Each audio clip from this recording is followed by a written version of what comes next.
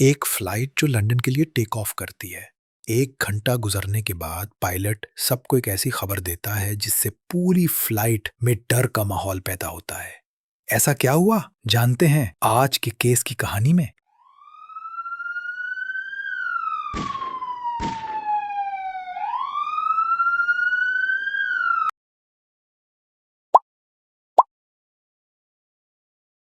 साल 2000 में Saudi airlines का एक फ्लाइट जो जद्दा से लंदन के लिए रवाना होता है, डिपार्चर के ठीक 1 घंटे बाद पायलट सारे पैसेंजर्स को इन्फॉर्म करता है कि हम अल रशीद एयरपोर्ट पर लैंड करने वाले हैं, जो कि इराक के कैपिटल में है।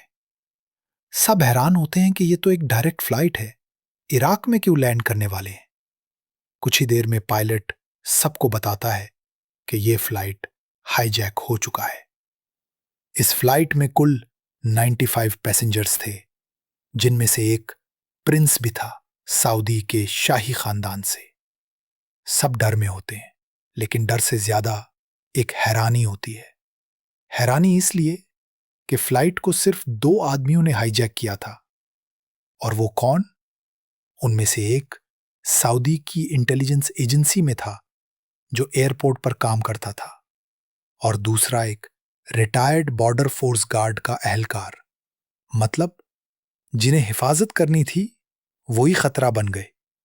अब तो ऐसे इंसिडेंट को इंटरनेशनल मीडिया छोड़ती ही नहीं, और मीडिया में आग ही लग गई।